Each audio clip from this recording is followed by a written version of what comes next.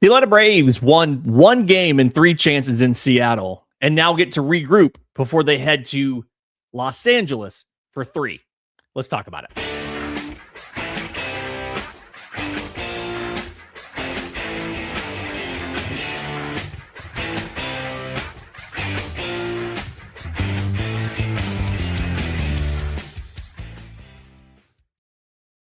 Yes, welcome on into Braves Today, a Brave production of the Believe Podcast Network presented to you by FanDuel. Actually, no, welcome to Braves Tonight, a live recap show. We are live here on YouTube. Let's talk about the series that just was, what went right for Atlanta, what went wrong for Atlanta, and what they can do to make sure that LA goes a little bit better.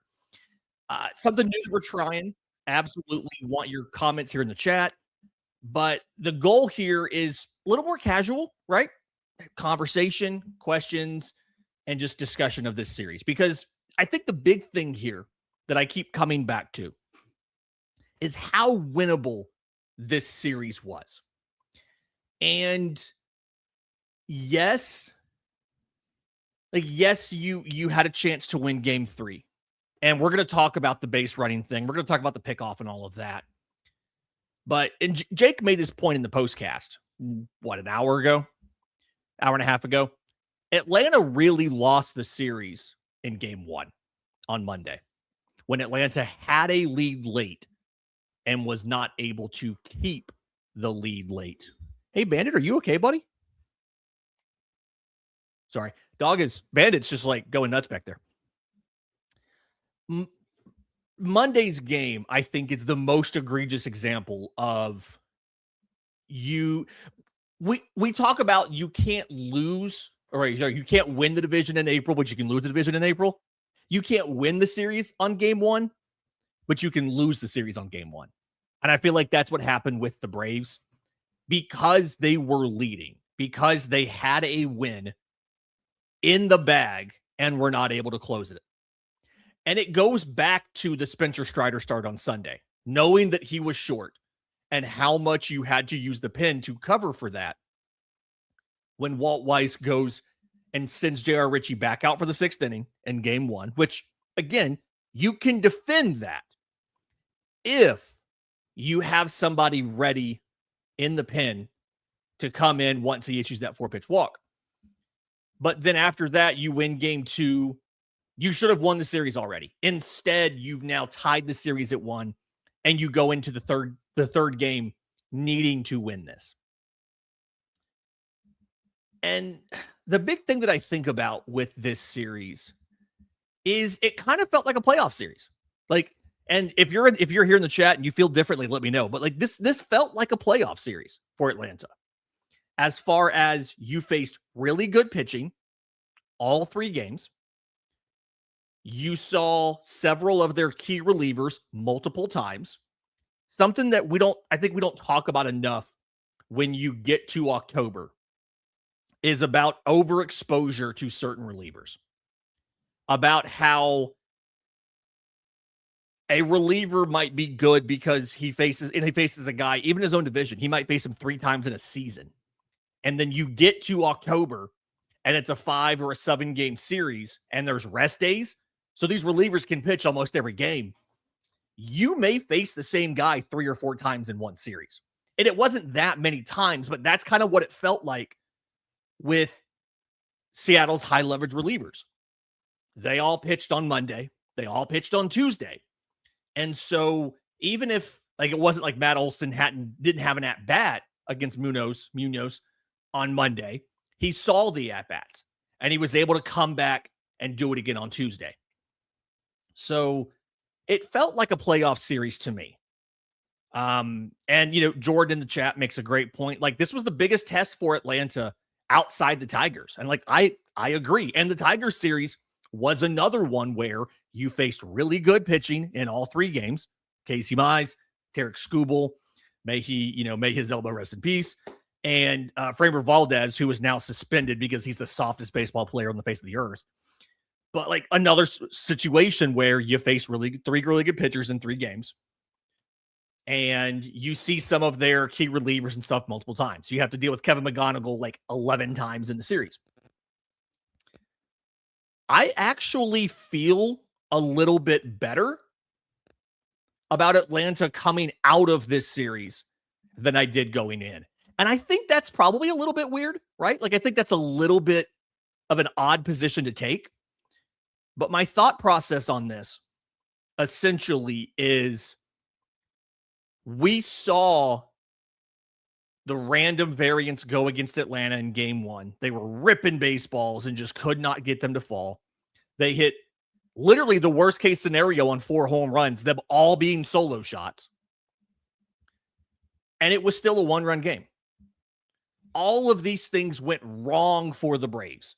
J.R. Ritchie giving up the 3-run homer, all of the homers from Atlanta being solo shots, all of that, Kenley giving up a second bomb in the inning, to J.P. Crawford, who just destroyed Atlanta. And I have a whole theory on that in just a minute. Shout out to the Braves Today Discord for figuring this out. But absolutely just, a lot of things went wrong for the Braves in this series, and they were close to winning it. And so I kind of feel better. Now, there's still things to be concerned about, and Emmanuel has a great question in the chat. Shout out to our to the director of our Puerto Rican Bureau, Emmanuel Fuentes here. Harris went 0 for 9 and hasn't been able to play center field. How do you feel the injury has been handled by the Braves? I understand the whole idea of he's hot, so let's find a way to keep him in the lineup. And he did get in the left field for 2 of these games. If Harris wasn't able to play in the field by the time we were going to LA, I think I was going to argue it was time to put him on the injured list. If he wasn't able to get out in the outfield and be a defender, it was probably time to put him on the IL. He is playing defense. He's in left, not center. And it's, he hasn't really had to work that hard out there in the games we saw. He's not, I haven't seen him have to open it up and run yet because he hasn't had to yet. But if he can play in the field and he's not a liability out there, then I think Atlanta probably needs to just keep him out there. I do wish it hadn't have taken so long just to figure out, was he going to be, when could he play again? I feel like at a certain point, you were getting long enough where an IL stint would have naturally finished anyway, right? Is it worth keeping him as a DH only for 2 weeks? I don't quite think it is. It's only the 6th, and obviously he got back in the field on the 5th, but he took a week out of playing the field almost. It's fine. You kept his bat in there. You have the DH option. It's not ideal, but it worked out okay. But again, yeah, if he hadn't been able to get back in the field by the end of this series, I was going to say you might just want to go ahead and put him on the IL, especially when he, like you said, his bat cooled down. He went 0 for 9 in the series, although he did have some good quality batted balls. So I also want to give a little bit of flowers here to Martin Perez. A lot of stuff here in the chat about, Martin Perez. Here's David saying he's the new Charlie Morton. He's experienced enough to do his job. I am, an amateur pitching nerd. And I like to talk about the quantifiable stuff for pitching, right? Pitch movements, velocities, sequencing, all that kind of stuff. Martin Perez does not stand out in any way in any of those areas. When you dig into what he's doing under the hood, he is in no way, shape, or form impressive. But he looked very good today. And I kind of wanted to save this for the main show tomorrow, and I'll get into more depth on this tomorrow. And I want your opinions here in the chat. If you were picking a starting 5 right now for the Braves, because we have some things in flux, Grant Holmes is going to be a swing man back to that utility pitcher role. But if you were picking a starting 5 for the Braves, Martin Perez is in there.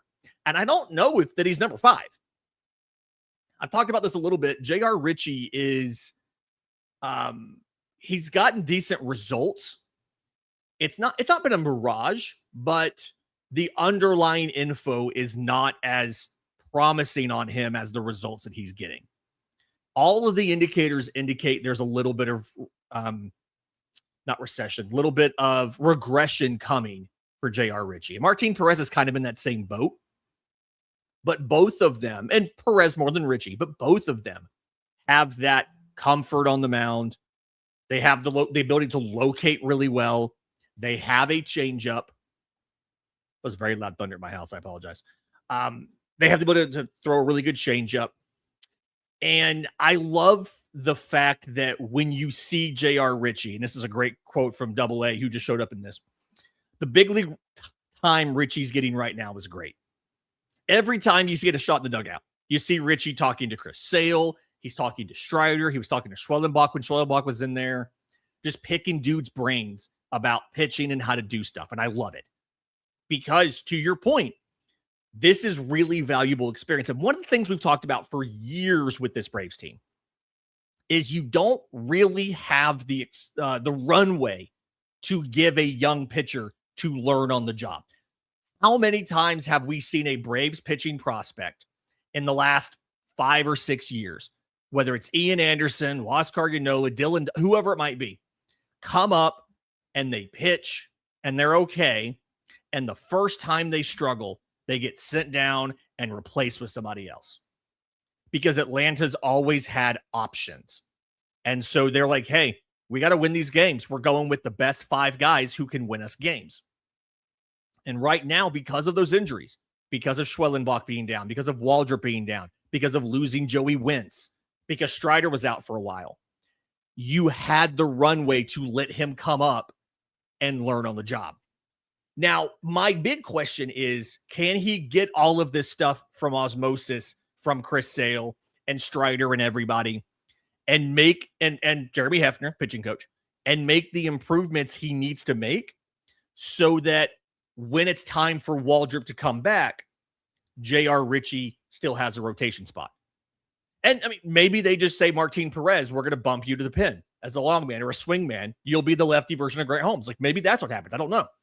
But whenever you have an optionable pitcher, and obviously J.R. Ritchie has his full complement of options still, this is a conversation you have to have. It's not only how is he playing, but can we find a way to keep him in the majors, or do we need to move him down? Do we need to send him back to AAA? And Ritchie is showing the ups and downs, right? He's showing the struggles. He's showing the improvement. I really kind of feel good about that. I'm going to throw it to a break real quick. When we come back, there's a couple questions here, including there's one about a Bryce Elder extension. We can have that conversation real quick. We'll do that next right here on Braves Today. Welcome into a live episode of Braves Tonight, recapping this series against Seattle. We'll get to the offense. We'll get to Jim Jarvis and all that, but we can talk about Bryce Elder real quick. There was a question here in the chat. 5 years, $22 million on an extension for Bryce Elder. What do I think about that? That's from Stephen P. Shout out to Stephen. I'm not opposed to the concept and the dollar amounts. Oh, correction. I'm not opposed to the dollar amounts and the length, right? I'm questioning the need to do it.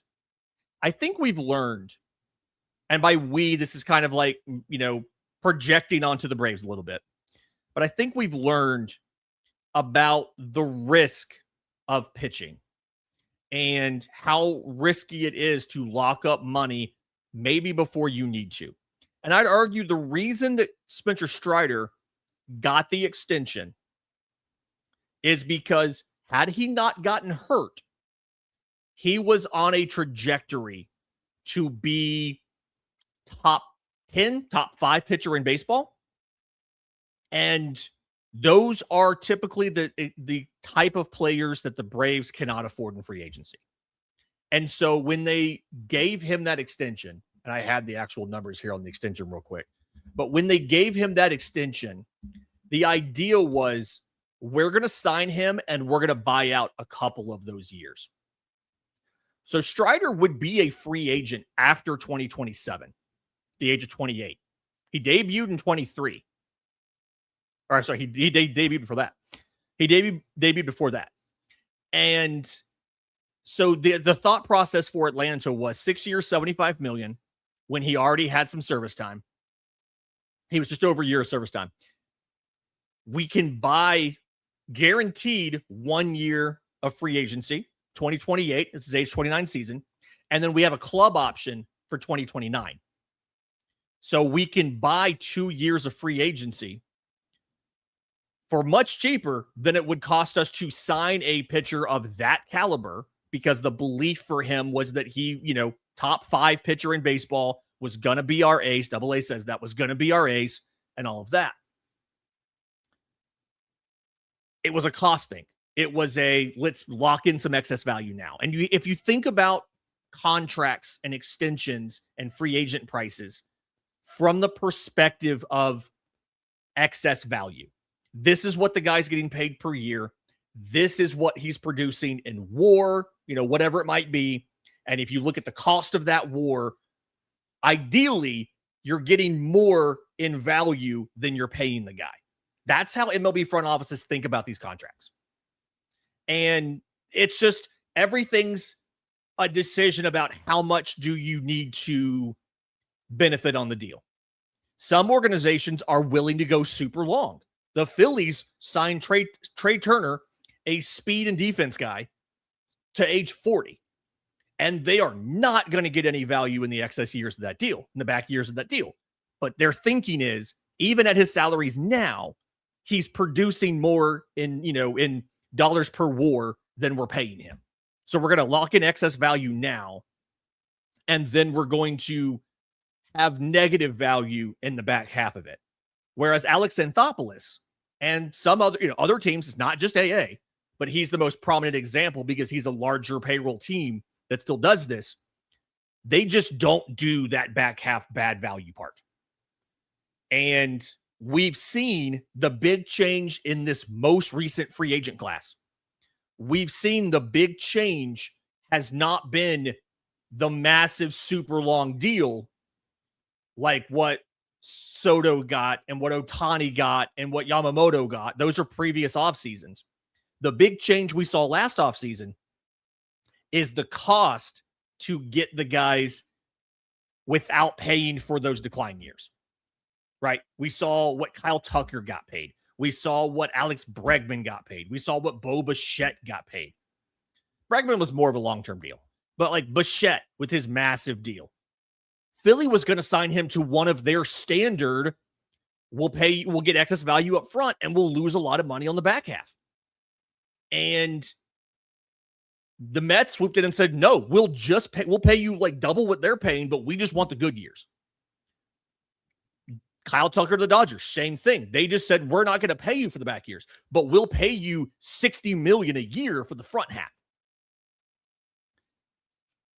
I digress. I got to all of that stuff to kind of talk about signing Bryce Elder to an extension doesn't do much for you on an excess value perspective unless you think he's going to become some sort of top half of the rotation, a number 2 or a number 3 kind of guy.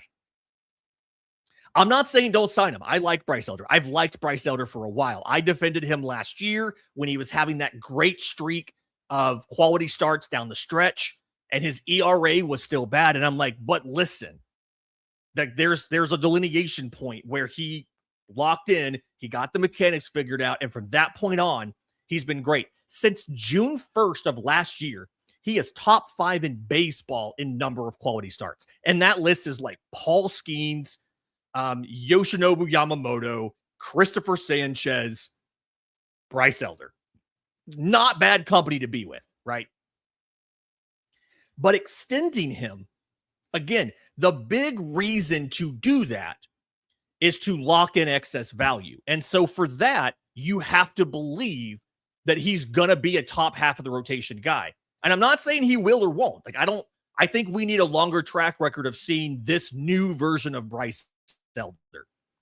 This new version that we saw this week that's putting up, 6, 7, 8, 9 strikeouts in a game. We need to see more of that version of Bryce Elder to know if it's going to last. There are some people who are never going to be convinced that the old Bryce Elder's not about to walk through that door. I'm convinced that this is a newer version of Bryce Elder. We just don't know how good. Like, we don't know what the ceiling is on this guy. So signing him to the extension, it's great for him. It helps you sell jerseys, right? It's some goodwill with the player, with the clubhouse, with the fan base. And that's not nothing. That is valuable stuff. But from a value of the contract perspective, I don't really see much of a reason for Atlanta to extend and do that, unless they're getting it out long enough where when he gets done with the deal, he is in that decline phase, right? I mean, he's 26 right now. I suppose you could do a 5-year deal. I think at this point, he made $800,000 last year. I think he's making like $860 this year, something like that, under the league minimums, and he goes to arbitration next year. But I still think that to get that deal done and buy out some of those free agent years with the way that salaries are increasing, you're going to have to give him 5 for 25, 5 for 30, 5 for 35, maybe up to 40. And I don't see the Braves doing that. I'd love to keep him here. I'm a Bry lever, as I think Will said in here. I'm a Bry lever. But you also consider the fact you have so many pitchers coming into the rotation. You have so many pitchers who you're going to hopefully be adding to the rotation the next few years, right? Chris Sale signed on for a little bit longer, but Strider's still here. Schwellenbach's here. Hurston Waldrop's going to be out of options soon. AJ Smith-Shawver is going to be out of options soon. You're going to have Owen Murphy. Didier Fuentes is still going to be worked on as a starter. Garrett Bowman, Luke Sennard. Like, there's a lot of prospects, and not all of them are going to make it. But you can see the same kind of issue Atlanta had coming into this year. More options than rotation spots. And so I don't think the Braves are going to lock up anybody. I actually think this year might be the year where you see Atlanta make some deals and trade away some pitching prospects. I don't think they'll be very aggressive about that. But I do think this is the year where, and I have a piece coming out hopefully tomorrow morning, if I can get done writing it after this live show. I think this will be the year where they go and they try to find a really good lefty reliever, or they try to go find a really good starting caliber outfield option. A younger guy, not a 35-year-old Mike Yastrzemski. And I'm not casting aspersions on Mike Yastrzemski, but they might make a bigger swing in the trade market than usual. They have money freed up from the Profar suspension. Make a bigger swing than usual, and those are expensive. So, be that. In just a second, I want to take your questions. There's a couple questions in here in the chat about Jim Jarvis's debut today, a couple other things. We'll get to that next, right here on Braves Tonight.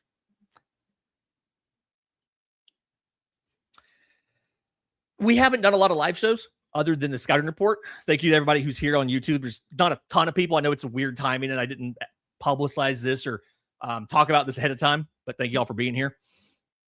The one kind of final thing I'll say, and I think Jordan Jedi mentioned this here, he worked with Mad Dog. Elder worked with Greg Maddux.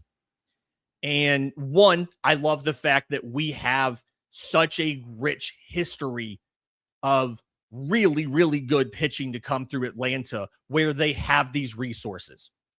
The whole reason that Maddux and Elder got connected was John Smoltz went to Gwinnett to work with somebody else. And while he was down there, he started having a conversation with Bryce Elder. And they got connected. They exchanged phone numbers. And Elder's the one who said, hey, can you get me in touch with Greg? And Smoltz set it up. Right? So I love that we have that kind of history here. But something else that came up here, shout out to Double A for saying it. We're going to have the conversation. And I feel like I don't want this to come off as we're trying to, I'm not going to say suck up to the organization or anything like that, because we're not doing that. But I do kind of want to make the point that Alex Anthopoulos was right. And that's not a very popular opinion. Everybody, like, there was a lot of talk in the offseason, and Alex Anthopoulos started it. He started the talk by talking in that after the season press conference that I was in, talking about one of our front burner priorities was a starting pitcher. And he changed his approach to the offseason. And he told us this when they got all of the really good medical reports headed into the winter meetings. And every single guy who had been hurt last year had good medical reports and was ahead schedule. Now, clearly, it didn't end up that way. Schwellenbach and Waldrop went down literally on the eve of spring training with issues. But there was a lot of clamor, especially when the injuries were starting to pop up in the spring. Go sign Chris Bassett. Go sign Zach Eflin. Go sign Lucas Giolito and all of that. And there's two thoughts that I have here. And it's one, and I was asked on a radio show, I think it was like today, asked about this. The difference here is Alex Anthopoulos had a better idea of the quality of our depth than I think we did. And I'm not trying to say that, like, hey, we don't know ball and he does. I'm trying to say, like, obviously we have information we're not privy to. But when you look at ways to evaluate some of these pitchers outside of ERA, when you look at the projections for these guys for this year, which are based off of their normalized, results from last year where luck is taken out and batted ball flukiness and all of that's taken out, and it's all the underlying information of what they actually did, Bryce Elder was projected to be just as good, if not better, than a guy like Chris Bassett. And Elder was 1/20th of the cost of Chris Bassett. And so I did a show in like January or February, and a lot of people here in the chat were some of the people who were on board with this, saying, hey, you don't need to sign Chris Bassett because that's what Bryce Elder is. So I think mistake number one, and I'm not going to say mistake, like we're not wrong, but I think where we got this wrong, if that makes sense, we're not wrong, but we got this situation wrong, is we didn't know about the quality of like how well J.R. Ritchie would be able to pitch when he came up. We didn't know about how good Martin Perez would be. We didn't know about, like all of these different things that ended up working out. You could argue the only pitching move when it came to starters that didn't work out for the Braves was Jose Suarez. And he got one start, and then he was out of the rotation, and then he's not on the roster anymore, right? I still think his approach of we have to get somebody who is clearly good enough to bump some guys to the pen, like Ronaldo Lopez or Grant Holmes, was the correct one. And I want to say it was Will in the chat made a really good point. A lot of the outside noise, and by outside, I mean outside of Truist Park, right? So us, the other podcasts, national media, all of that, a lot of the guys that were thrown out as like, you've got to go sign this guy. You've got to go sign that guy. You've got to go sign that guy. None of them are having good years. They're all either hurt or underperforming or haven't pitched yet. Chris Bassett right now with the Orioles. 7 starts, 32 innings. He leads baseball in hit by pitches with 5. And his ERA is a 5.91. Unless you think that that's just like some bad luck with the ERA, his fielded independent pitching is a 5.17. Still not good. His whip is almost 2. Like 1.9 walks plus hits per inning pitched. Not doing great. Zach Eflin. He's on the 60-day IL. He's hurt. He made a grand total of 1 start and threw 3 2/3 innings before he went down. Lucas Giolito, nobody signed him until the season had already started, and I don't believe he's actually made a regular season start for the Padres yet. He's still in the minors building up. Like all of the names that people were saying, hey, go do this guy, go do that guy, go do that guy. have not been great. And I say this a lot. Sometimes the best deals are the ones you don't make. Sometimes the best deals are you have a chance to sign this guy or to trade for this guy, and you don't go and do it. Pablo Lopez. Will throws that in the chat. Pablo Lopez got hurt. He's out for the year. He's having Tommy John. Joe Ryan left his start just the other day. Now, neither one of them got traded, but had you pushed and gave a large enough package, you may have been able to get one of them free. Well, guess what? One of them's done for the year. The other guy's hurt. So I'm not saying that we have to blindly trust Alex Anthopoulos. He gets things wrong. He gets plenty of things wrong. But on this situation, we need to acknowledge he was right. And personally, I'm really happy with the construction of the team. And I heard something in an interview the other day that I thought was really interesting. Atlanta doubled down this offseason on the clubhouse guys. We know the Braves have always prioritized clubhouse fit. Guys who are really good in the clubhouse with everybody else. But from what we've heard, they doubled down on that this fall. And when you look at the guys that we've heard them talking about or that we've talked to in the interviews, whether it's the interview room, whether it's on Zoom, whether it's on the sideline, it's in front of the dugout after a game when they won us the game, Mauricio Dubon. Everybody loves him.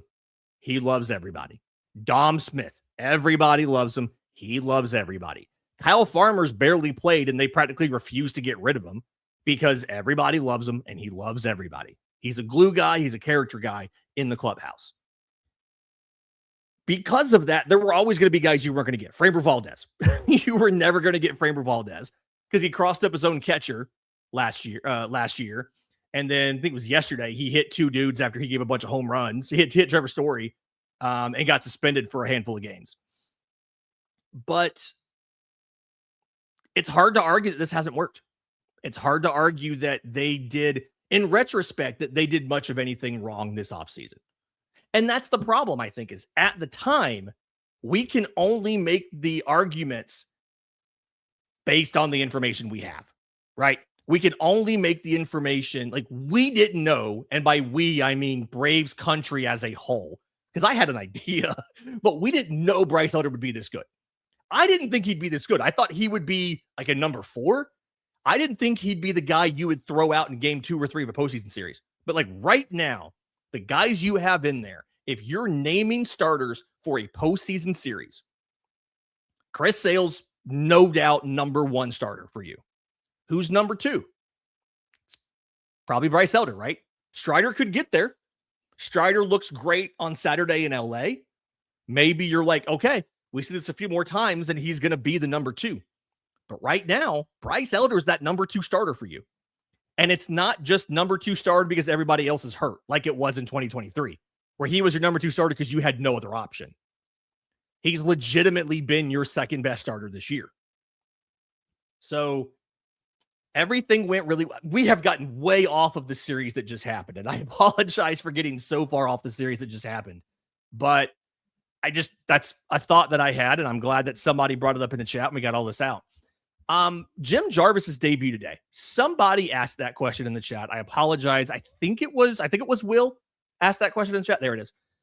About his debut. I thought it went really well.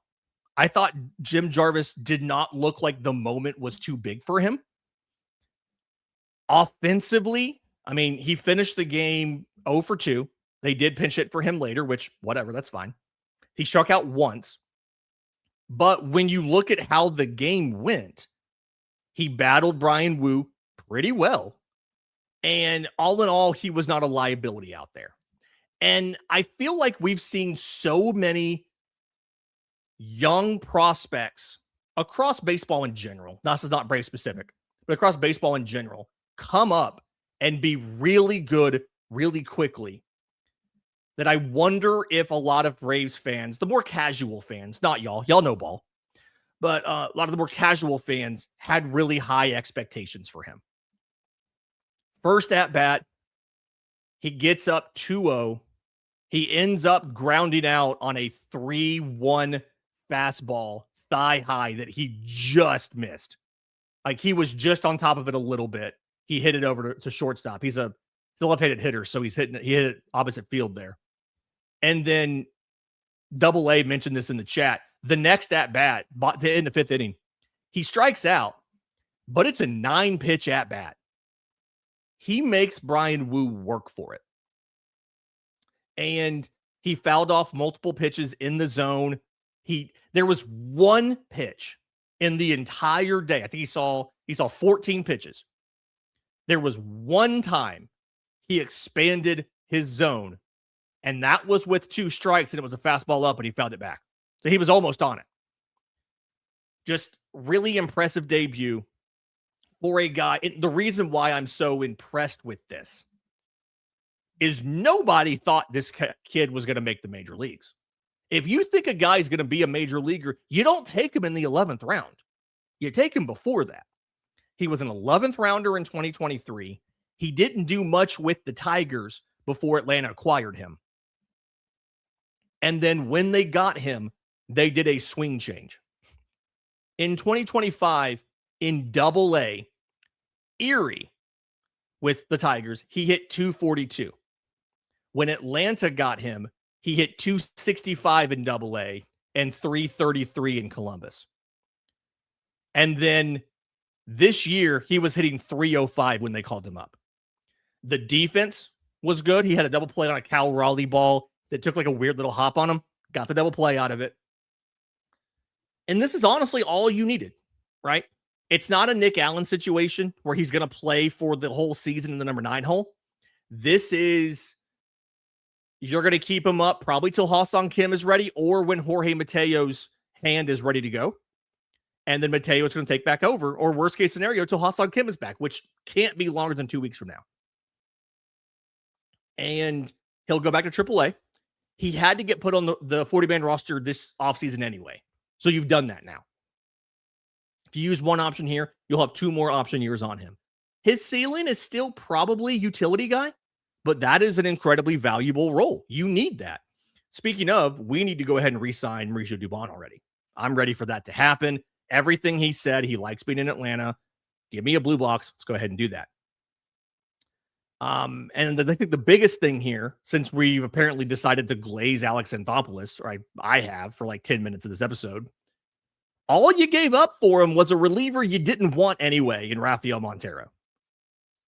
That deal really felt like we have to take Rafael Montero away from Brian Snitker, because if not, he's going to keep running them out there in leverage situations.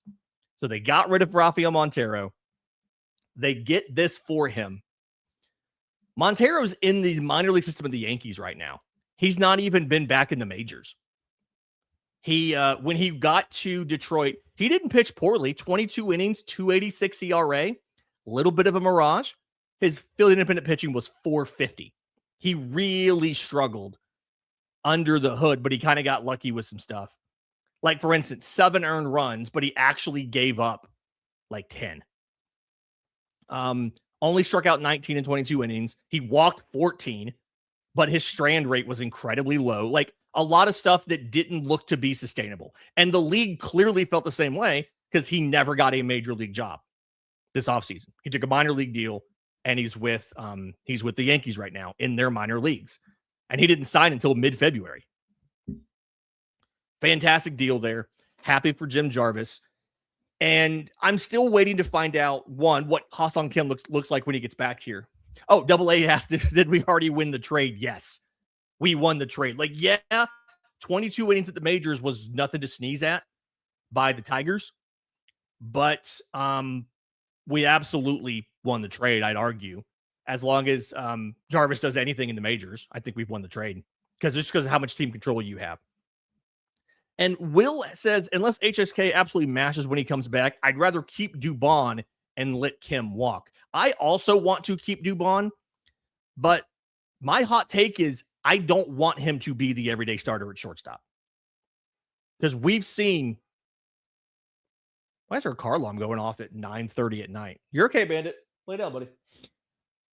We've already seen at this point that Dubon is good at shortstop, but I absolutely want him. I want that defensive versatility. And I do think Dubon's a guy you could give him a 3-4 year deal. He's going to stay here. It's going to go well.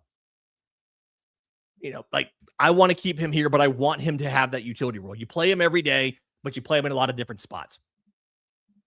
Valerie kind of coming in late here. Can we talk about why we can't steal bases? I watch other teams that their slowest players are stealing bags. You're not wrong. Josh Naylor ran all over us, frustratingly, in this series.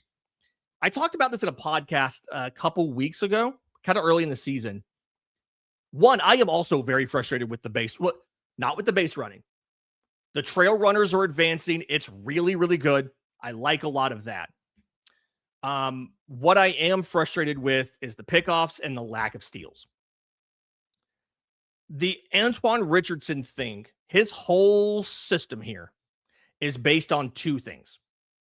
The first one is the technique, and the second is knowing when to use it. And Antoine Richardson is the key to knowing when to use it. You saw the same technique from Josh Naylor, right? You start to take a lead. You take the lead late. You start to take the lead. You just keep taking the lead, and then you take off. And by the time the pitch starts to be thrown, you're halfway to the base. There's a name for it. I can't think of the exact name for it. But like this is an established technique.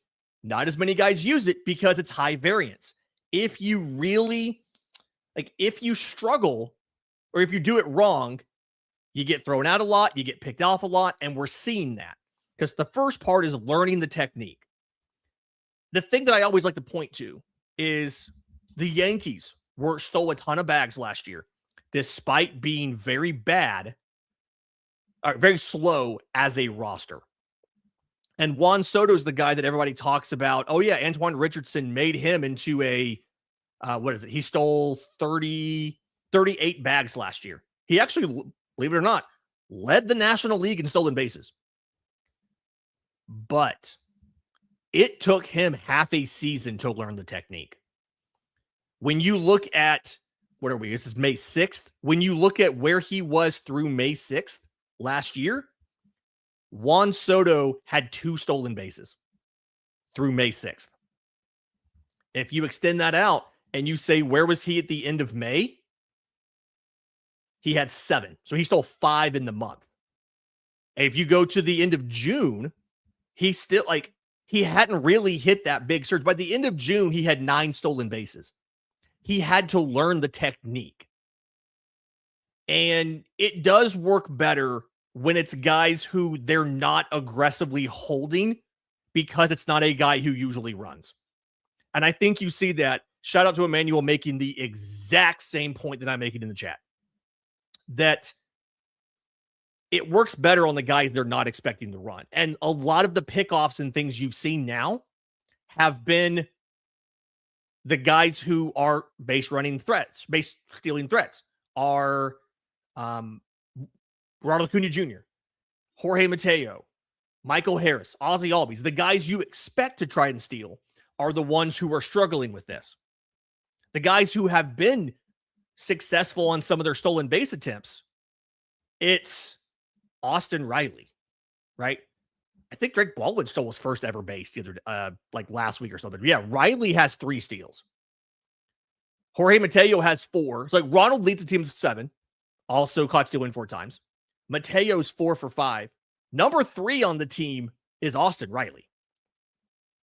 But the technique takes a little time. And again, you saw Juan Soto really get better at it in the second half of the year after he had time with Richardson. And I know that Double A says this is a little bit cherry picking. The reason I picked Soto is because he was the new one to the team last year. Everybody else had been there for a while. So he was the most common analog to where the Braves are now. Getting the guy with him in spring for the first time and learning the system. And I'd argue it might be slower for us because Antoine wasn't teaching one person. He's teaching the whole roster. And Jeffrey makes a great point in the chat too, that it took them half a season to adjust to Tim Heyer's different offensive philosophy. So I think the base running is going to get better. The good news is Atlanta's 27-11 with bad base running, right? With bad stolen bases, with bad caught stealings and pickoffs. And they're still 27-11. So when you add that dimension in, they're going to be better. And it's going to get better. Because part of it is Antoine Richardson identifying the tells and identifying when's the right time to execute it. But some of it's too just learning the technique. And that takes time. So I'm also with you. I was very frustrated by the pickoffs in this series.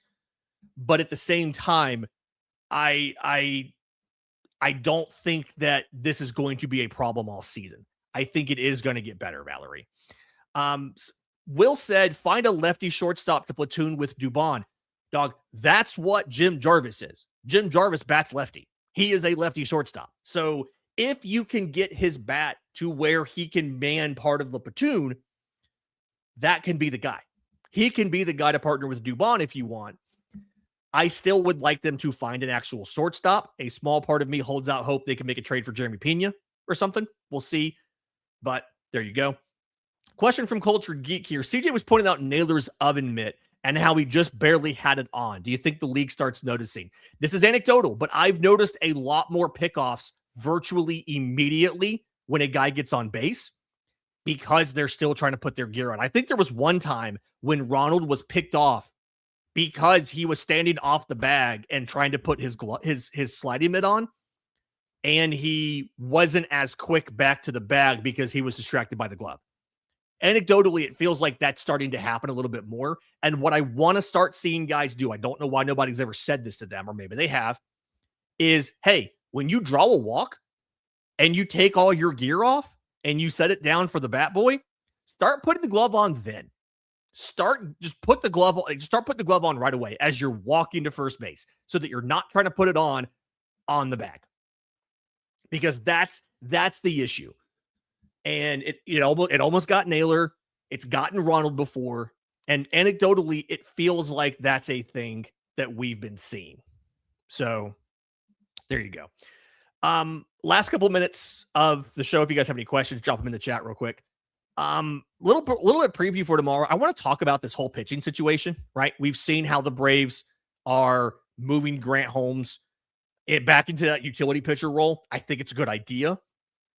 And right now, it looks like Martin Perez is going to stay in the rotation. So this weekend, you've got Sale, Strider, Elder against LA, which would line up J.R. Ritchie for a start against the Cubs at home next week.